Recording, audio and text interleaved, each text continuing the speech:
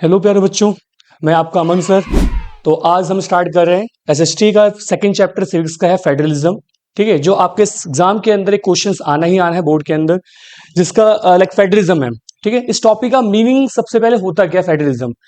तो आपने पढ़ा होगा कि जो पावर्स होता है किसी वन हैंड के पास हम रख नहीं सकते, छोड़ नहीं सकते हैं। कि अगर पूरी कंट्री को कंट्रोल करना है तो आपको पावर को डिस्ट्रीब्यूट करना पड़ेगा, क्योंकि लाइक अगर कंट्री में एक टॉप मोस्ट लीडर है वो कंट्री में कंट्रोल नहीं कर सकता है। लाइक इंडिया की बात करते हैं, इंडिया में लाइक इतनी डाइवर्सिटी है तो पॉसिबल नहीं है कि पावर फ्यू हैंड के पास कंसिडर हो सकता है, तो पावर को डिस्ट्रीब्यूट करना पड़ेगा। तो उसी को हम कहते हैं फेडरलिज्म। जो पावर आपका सेंट्रल से डिफरेंट यूनिट्स में क्या होता है, डिस्ट्रीब्यूट होता है, इसका मतलब क्या होता है, फेडरलिज्म होता है। तो आज हम बेसिकली फेडरलिज्म की लाइक मीनिंग पढ़ेंगे, फेडरलिज्म होता क्या है और कंट्री के अंदर किस लेवल पे पावर को डिस्ट्रीब्यूट किया जाता है। ठीक है, जिसमें सबसे पहले जो आपका आता है two levels of government in the federalism. पहला आपका होता है government at the entire country, जो पूरी कंट्री के लिए जो गवर्नमेंट होती है, ठीक है, उसे कहते हैं यूनियन गवर्नमेंट। क्या बोलते हैं उसको हम, यूनियन गवर्नमेंट, जो पूरी कंट्री को लाइक कंट्रोल करती है। जैसे लाइक हमारे इंडिया में अभी जो पार्टी है बीजेपी, जो गवर्नमेंट अभी रन कर रही है, जिसका एनडीए अलायंस है, जिसमें बीजेपी काम करती है। तो यूनियन गवर्नमेंट मतलब बीजेपी जो पूरी कंट्री के लिए काम करती है। उसके बाद एक होती है गवर्नमेंट जो स्टेट लेवल की होती है। कौन सी होती है आपकी, स्टेट लेवल की होती है। जैसे कि दिल्ली में अगर हम बात करते हैं, लाइक आम आदमी पार्टी गवर्नमेंट है, यूपी के अंदर बीजेपी की गवर्नमेंट है, तो वो आपकी स्टेट लेवल को कंट्रोल करती है। पूरी कंट्री के लिए आपकी लाइक पूरी कंट्री के लिए जो आपका एक है यूनियन गवर्नमेंट, और एक स्टेट के अंदर जो गवर्नमेंट होता है वो आपका स्टेट गवर्नमेंट है। ठीक है, तो दो टाइप की गवर्नमेंट आपकी डिवाइड होती है, यूनियन गवर्नमेंट और स्टेट गवर्नमेंट हो गया।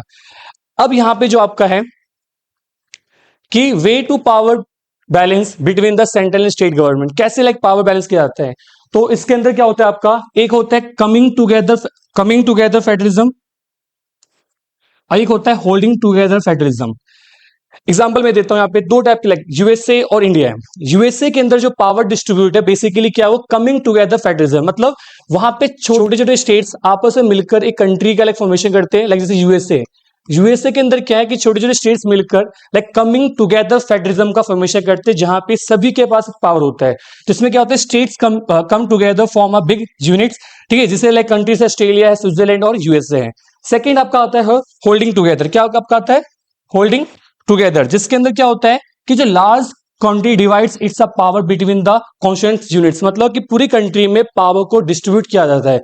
इंडिया में ही होता है कि इंडिया में जितने भी स्टेट्स मिलकर एक सेंट्रल गवर्नमेंट करती है, पावर को डिस्ट्रीब्यूट करती है। ठीक है, जिसमें क्या होता है, large country divide in the small parts या स्टेट्स, जिसे बोलते हैं holding together federalism. Like India हो गया, फिर बेल्जियम हो गया और स्पेन हो गया।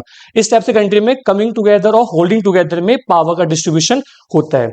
ठीक है, अब अगला जो पॉइंट आपका है फंक्शंस, जो लिख लो बेटा, मोस्ट इंपॉर्टेंट टॉपिक है आपके एग्जाम के पॉइंट ऑफ व्यू से, जो काफी बार रिपीट हुआ है, प्री बोर्ड्स में आपके आते हैं, मिड टर्म में आए और आपके फाइनल में भी रिपीट क्वेश्चन होता है।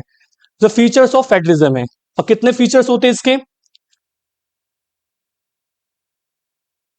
ठीक है, तो पहला आपका फीचर है टू और थ्री टायर्स ऑफ गवर्नमेंट, मतलब कि अगर पावर डिस्ट्रीब्यूट कर रहे हैं हम, ठीक है, तो या तो कंट्री के अंदर टू या more than two tiers of government होती है। हमारे इंडिया में थ्री टायर की गवर्नमेंट होती है। पहला होता है यूनियन, सेकंड होता है आपका स्टेट गवर्नमेंट, एंड थर्ड होता है लोकल गवर्नमेंट। ठीक है, तो जिस भी कंट्री के अंदर का पावर डिस्ट्रीब्यूट हो रहा है, फेडरलिज्म फॉलो किया जाता है, वहां पे आपका टू और थ्री टायर्स ऑफ गवर्नमेंट आपका वहां पे होना चाहिए। ठीक है, सेकेंड आपका फीचर इसके अंदर क्या लिखा हुआ है कि existence and the authority of the each tyre of government is constitutionally guarantee, मतलब कि जितनी भी अथॉरिटी है, जितनी भी गवर्नमेंट इंडिया में, उन सबको गारंटी कहां से मिल रहा है, एक कॉन्स्टिट्यूशनली गारंटीड होता है। मतलब कॉन्स्टिट्यूशन मेंशन है कि किस गवर्नमेंट को कितनी पावर असाइन की गई है, किसका क्या लेवल द पावर है। ठीक है, कोई भी लाइक गवर्नमेंट सेंट्रल स्टेट या लोकल हो, उन सभी का एक स्पेसिफिक लाइक एरिया डिवाइड किया होता है, उनका स्पेसिफिक पावर्स होता है कि आप ये काम करना, आपको वो काम करना है। जो गारंटी कहां से दे रहा है, कॉन्स्टिट्यूशन दे रहा है। अगर कॉन्स्टिट्यूशन नहीं होता तो मे बी सेंट्रल गवर्नमेंट या हाई अथॉरिटी स्टेट अपने से छोटे लाइक जो गवर्नमेंट है उनको कंट्रोल कर सकती है, ठीक है, रेगुलेट कर सकती है। बट इंडिया के अंदर या हमारी कंट्री में स्टेट के पास लाइक स्पेसिफिक पावर्स है, सेंटर के पास अलग अलग पावर गिवन है। थर्ड होता है आपका each tyre haves own judiciary, कि हमारे पास जो है जितनी भी गवर्नमेंट है उन सबका खुद का एक जुडिशरी लाइक एरिया होता है जहां पे वो काम कर सकती है। एंड फोर्थ है आपका change brought down by the concern of both levels of government, कि अगर कुछ चेंजेस करना है हमारी सोसाइटी के अंदर, कुछ चेंजेस करना है, कहीं भी करना है चेंजेस, कुछ इंप्लीमेंट करना है, तो आपको यहां पे बोथ लेवल ऑफ गवर्नमेंट से कंसेंट करना पड़ेगा, तब भी आप चेंज कर सकते हो। विदाउट कंसेंट आप चेंजेस नहीं कर सकते हो। ठीक है, अगला पॉइंट है आपका फाइनेंशियल ऑटोनॉमी। इस पॉइंट में सबसे इंपॉर्टेंट पॉइंट आपको ये समझना कि कोई भी स्टेट के पास जो पैसा है, जो मनी है, और जो जो कंट्री में जो पैसा मनी जो है वो कंट्रोल कौन करता है, पावर कौन देता है, तो हमारे इंडिया में कॉन्स्टिट्यूशन मेंशन है कि हर स्टेट गवर्नमेंट, लोकल गवर्नमेंट और सेंट्रल तीनों का एक फाइनेंशियल ऑटोनॉमी है कि कहाँ किसको कैसे पैसे मिलना है, वो सभी मेंशन किया हुआ है। तो कोई भी सेंट्रल गवर्नमेंट किसी को कंट्रोल नहीं कर सकती है। जैसे कि अगर मान लो किसी स्टेट को काम करना है, अब वो वर्क कब कर पाएगा, जब उसके पास मनी होगा। मनी नहीं होगा तो कोई काम कर ही नहीं सकता है। कोई भी पॉलिसीज बनाना हो, कुछ इंप्लीमेंट करना हो, कुछ रिफॉर्म्स लाना है, तो विदाउट मनी कुछ नहीं कर सकती है। तो कंट्री के अंदर मेंशन है कि हर स्टेट के पास, सेंट्रल के पास मतलब कि फाइनेंशियल ऑटोनॉमी है, ठीक है, जिससे वो इजिली किसी के अंडर काम नहीं कर पाए। अगला है बेटा ड्यूल ऑब्जेक्टिव्स। इसका मतलब ये कि है दो दो ऑप्शंस, उनके पास ऑप्शन ऑब्जेक्टिव्स है कि जिससे वो काम कर सकते हैं। स्टेट लेवल का काम हो गया, एक सोसाइटी पूरे इंटायर कंट्री का हो गया है। एंड लास्ट है इंडिपेंडेंस जुडिशरी, ठीक है, जिसमें कोई भी किसी में कंट्रोल या सबके पास इंडिपेंडेंट एक क्या है, जुडिशरी सिस्टम है। ये हो गया आपका फीचर्स ऑफ फेडरलिज्म हो गया। अब यहाँ पे क्या है, यहां से क्वेश्चन आपको आना ही आना है, मतलब जो भी आपके फीचर्स है 1 2 3 4 5 6 और 7, इस 7 में से कोई भी एक पॉइंट एग्जाम में आता है, या फिर आपको इसमें से बोल they explain the features of federalism, ये एक्सप्लेन जैसे कि आपका ये हो गया, ये कॉन्स्टिट्यूशन गारंटी वाला पॉइंट हो गया आपका, ये फाइनेंशियल ऑटोनॉमी हो गया, तो कोई से एक पॉइंट 3 मार्क्स में बन जाता है। अब अगला जो पॉइंट आपका है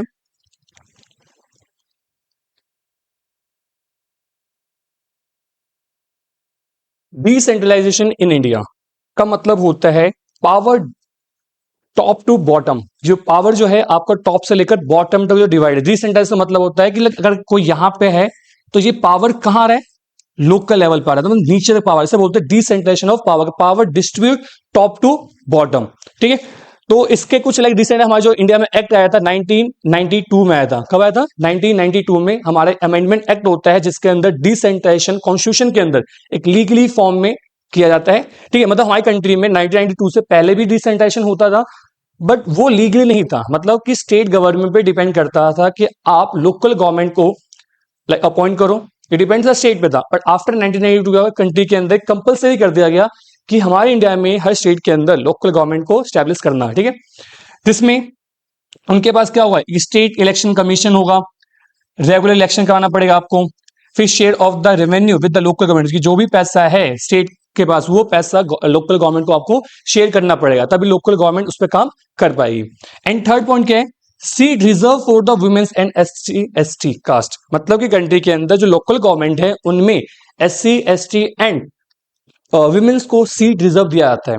अब ऐसा क्यों किया जाता है? क्योंकि जो आपके विमेन से, अगर विमेन्स को अपलिफ्टमेंट करना है तो उनको पहले आप लोकल लेवल पे डेवलप करो, उनको माइंडसेट चेंज करो। अगर विमेन्स पार्टिसिपेट करेगी लोकल इलेक्शंस के अंदर तो वो लोकल से मे बी टॉप पोस्ट पे पहुंच सकती है। इसलिए विमेन्स को, एससी एसटी को मोटिवेट करने के लिए लोकल लेवल पे हमने अपने लोकल एरियाज के अंदर हमने उनको सीट रिजर्वेशन किया। सबसे बड़ा क्वेश्चन आता है कि why do we need decentralisation in India, ऐसा क्यों हमने किया? अब सिंपल सा क्वेश्चन ये कि अगर सपोज करो हमारी कंट्री के जो मोदी जी पीएम है, अगर इंडिया में जैसे कि हम द्वारका में रहते हैं, द्वारका में कोई भी काम होता है, हमें हमें कोई भी नीड है, किसी भी सॉल्यूशन ऑफ कोई भी प्रॉब्लम सॉल्यूशन चाहिए हमें, तो सबसे पहले हम डिस्कस किससे करेंगे? हमने मान लो कि हमने इलेक्शन में वोट दिया, एमपी को, मोदी जी को इलेक्ट किया गया है, ठीक है, हमारे वोट दिया लोगों ने, तो हम मोदी जी के पास तो जाएंगे नहीं, क्योंकि लोकल प्रॉब्लम्स तो सॉल्यूशन हमारे लोकल लीडर्स करेंगे, या फिर हमारे आसपास के जो लीडर्स जो हम जिससे कनेक्ट है। तो इसी को देखते हुए हमने लोकल लीडर्स के लिए हमने डिसेंट्रलाइजेशन किया, कि मतलब अपने लोकल लेवल में जो लोकल लीडर्स होते हैं वो ज्यादा अच्छे से हमारे प्रॉब्लम्स का सॉल्यूशन जानते हैं, ठीक है, हमसे कनेक्टिविटी ज्यादा हमारी रहती है, हम ज्यादा उनसे डिस्कस कर सकते हैं।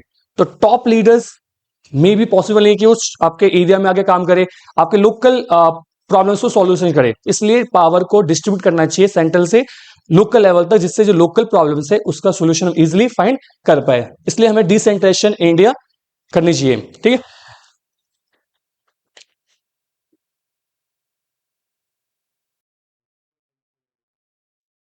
ठीक है, तो ये आपके 3 पॉइंट थे, जिसमें आपका सबसे पहले था फेडरलिज्म क्या था, उसमें कमिंग टुगेदर, होल्डिंग टुगेदर था। सेकंड मैंने बताया कि लाइक की फीचर्स ऑफ फेडरलिज्म हो गया, and third decentralization in India हो गया।